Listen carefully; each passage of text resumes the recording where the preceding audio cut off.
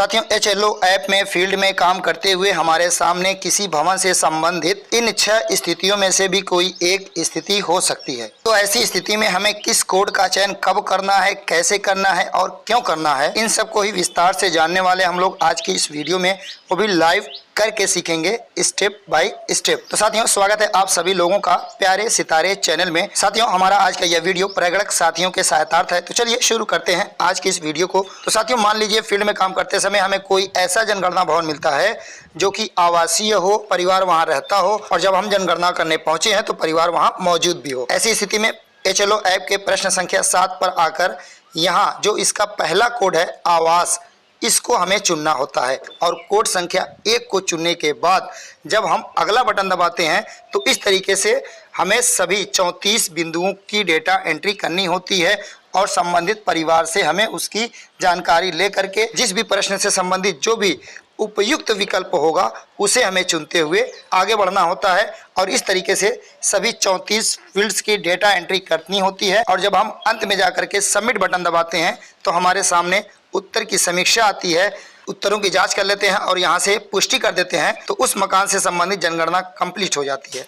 तो साथियों, आइए अब दूसरी स्थिति के बारे में जान लेते हैं कि हम किसी ऐसे जनगणना भवन पर जनगणना करने पहुंचे हैं जो कि है तो आवासीय, यानी वहां लोग रह रहे हैं, लेकिन जब हम जनगणना करने पहुंचे तो उस दिन वहां पर परिवार मौजूद नहीं था और भवन पे ताला लगा हुआ था, यानी परिवार अन्यत्र कुछ एक समय के लिए अस्थायी रूप से कहीं गया हुआ है, यात्रा पर है, तीर्थ यात्रा पर है, कहीं गया हुआ है और भवन पर ताला लगा हुआ है। तो ऐसी स्थिति में हमें HLO ऐप में क्या करना होगा? तो HLO ऐप में हमें प्रश्न संख्या 7 पर यहाँ जो पहला कोड आवास दिया है उसे चुनना है और चुनने के बाद जब इसको थोड़ा सा स्क्रॉल करेंगे नीचे की तरफ आएंगे, एक चेक बॉक्स दिया हुआ है लॉक का, तो यहाँ से हम लॉक चेक बॉक्स को क्लिक कर देंगे। लॉक पर क्लिक करके जब अगला बटन दबाते हैं तो सीधे 34वां प्रश्न हमारे सामने आता है। यहाँ पर हमसे संबंधित परिवार का मोबाइल नंबर मांगा जाता है। तो साथियों, अगर मकान लॉक है तो हमें उनके पड़ोसियों से संबंधित परिवार के किसी सदस्य का मोबाइल नंबर लेकर के यहाँ एंटर करना है और अगर ये संभव नहीं होता है, मोबाइल नंबर नहीं मिल पाता है, तो उसके बिना भी हम इसको यहाँ पर सबमिट कर देंगे। उत्तर की समीक्षा आती है, इसकी पुष्टि कर देंगे। तो ऐसे में क्या होगा साथियों कि उस मकान की जनगणना हमसे छूटेगी नहीं और बाद में हम वापस आकर संबंधित मकान की जनगणना को पूरा कर सकते हैं। और एक दूसरी स्थिति खाली वाली भी होती है जो कि इससे बिल्कुल अलग है, उसको भी हम लोग समझेंगे, लेकिन यहाँ अपना कंसेप्ट क्लियर रखिए कि बंद की स्थिति इसी समय होगी जबकि मकान आवासीय हो, परिवार बस टेम्पोररी कहीं गया हुआ होता है, हम जब गए होते हैं तो मकान पे ताला लगा होता है। तो ऐसी स्थिति में हम उसको लॉक कर देंगे ताकि बाद में वापस आकर के हम उस संबंधित मकान की जनगणना को पूरा कर सके। आइए अब तीसरी स्थिति को समझ लेते हैं। एक तीसरी स्थिति ये हो सकती है, हम किसी ऐसे भवन की जनगणना करने पहुंचे हैं जहां पर जनगणना मकान का उपयोग आवासीय उद्देश्य के साथ साथ एक या अधिक गैर आवासीय उद्देश्यों जैसे कि क्लिनिक, दुकान, जिम आदि के लिए भी किया जा रहा हो।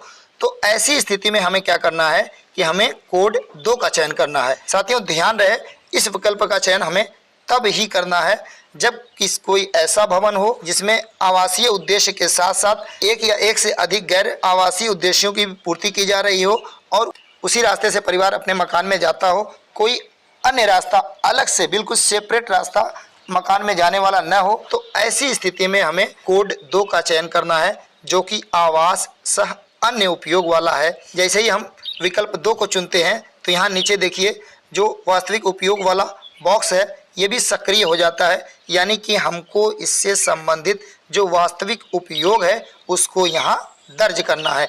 और उसके दर्ज करने का तरीका क्या होगा साथियों, उसको भी जान लेते हैं। जैसे कि हम जिस जनगणना मकान पर पहुंचे हैं उसका उपयोग हम देख रहे हैं कि आवासीय उद्देश्य के साथ एक या एक से अधिक गैर आवासीय उद्देश्यों में भी किया जा रहा है। मान लीजिए अगर वहाँ किराना की दुकान है तो लिखना होगा आवास सह किराना दुकान, कपड़े की है तो लिखना होगा आवास सह कपड़े की दुकान, फल की है तो आवास सह फल की दुकान। यानी कि जिस रूप में भी जनगणना मकान के उस भाग का उपयोग किया जा रहा होगा उसे हमें आवास सह शब्द के साथ जोड़ देना है।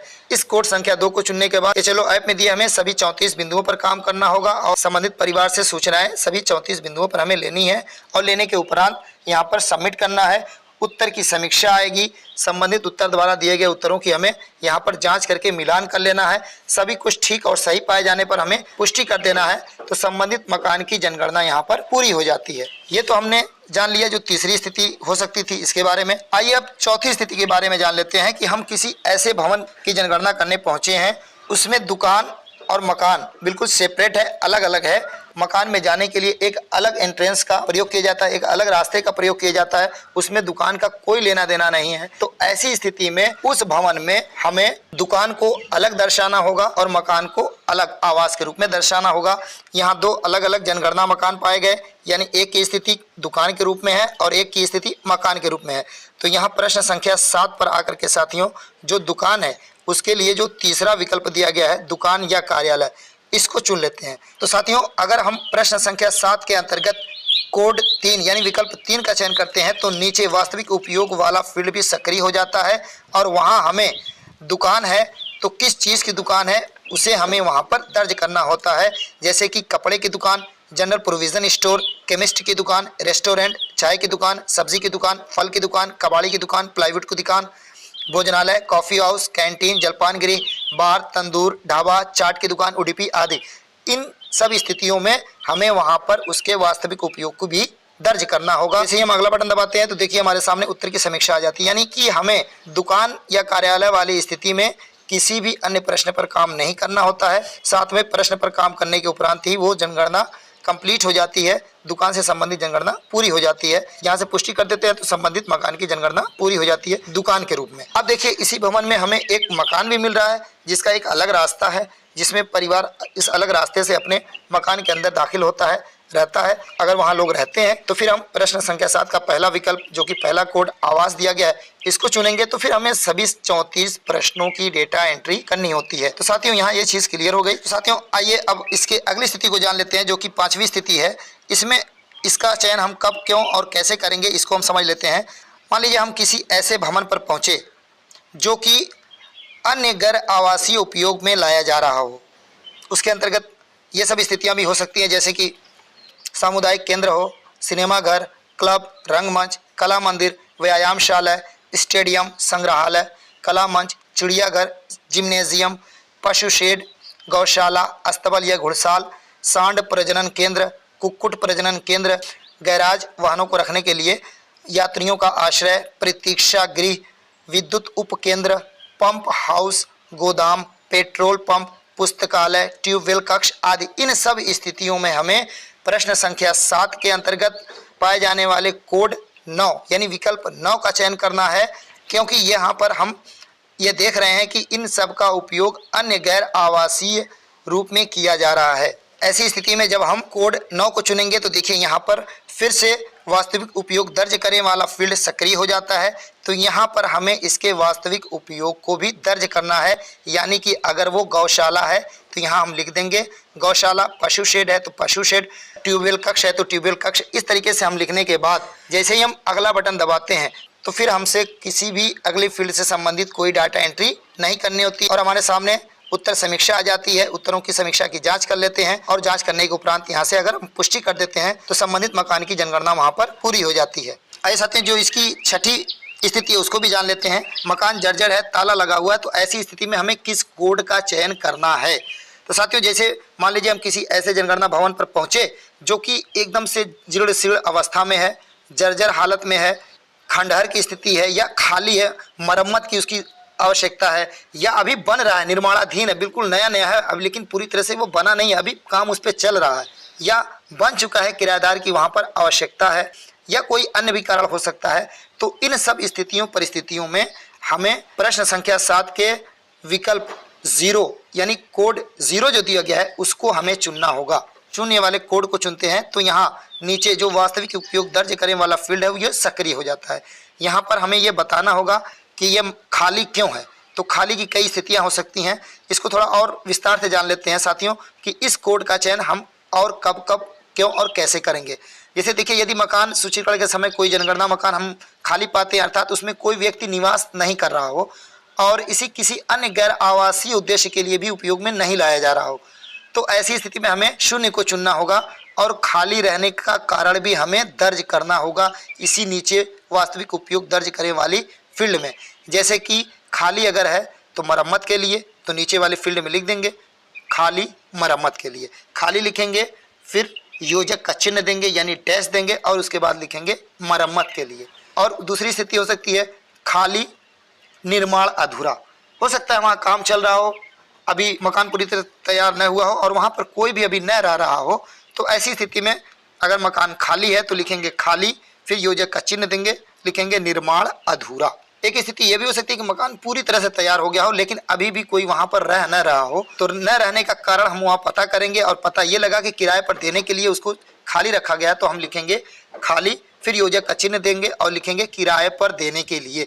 इसी तरीके से बाकी स्थितियां भी हो सकती हैं, जैसे खाली, किराएदार की आवश्यकता आदि। जैसा मामला हो उसको समझ करके वहां वास्तविक उपयोग में हम दर्ज करेंगे। और यदि जनगणना मकान बंद पाया जाता है साथियों, परिवार वहां रहता है लेकिन कुछ समय के लिए कहीं गया है, तो पीछे वीडियो में जैसे हमने बात किया था कि कुछ समय के लिए वो कहीं गया है, तो वहां पर हमें विकल्प लॉक आता है, उसको हमें चुनना होगा और फिर हमें संबंधित परिवार के किसी सदस्य का मोबाइल नंबर लेकर के दर्ज करना होगा। नहीं मिलता है तब भी उसको वहां पर सबमिट कर देंगे, तो वह मकान लॉक हो जाता है और बाद में हम वापस आकर के उसकी जनगणना पूरी कर सकते हैं जब परिवार वहां आ जाता है। वो स्थिति थी लॉक वाली तब जब मकान आवासीय हो, परिवार वहां रहता हो, लेकिन उस समय नहीं मौजूद था। जब वहां मौके पर हम मकान पर पहुंचे हैं तो वो परिवार वहां पर मौजूद नहीं था, कहीं अस्थायी रूप से गया था, बाद में आने वाला है, तो हम उसको लॉक दिखा करके आगे बढ़ जाएंगे ताकि वो मकान हमारी जनगणना से न छूटे। वो स्थिति अलग थी, ये स्थिति अलग है, दोनों में बहुत अंतर है, दोनों को समझ करके रखिएगा। लेकिन खाली की स्थिति तब बनेगी जब वो निर्माणाधीन की स्थिति में हो या एकदम जीर्ण शीर्ण हो गया हो, उसे मरम्मत की आवश्यकता हो, या मकान पूरी तरह से बन चुका हो, कोई भी अभी न रह रहा हो, किराए पर देने के लिए उसे रखा गया है या अन्य किसी उपयोग के लिए उसे रखा गया है, तो उसकी वास्तविक स्थिति को भी नीचे फील्ड में हमें दर्ज करना होगा कि खाली ये क्यों है, उसके कारण को हमें दर्ज करना होगा।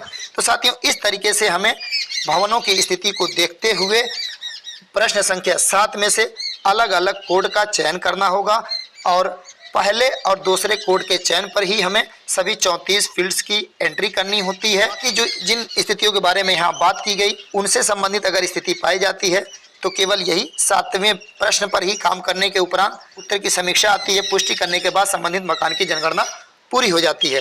तो साथियों, आज की इस वीडियो में बस इतना ही। चलते हैं, फिर मिलेंगे एक नई जानकारी के साथ। तब तक के लिए बाय बाय।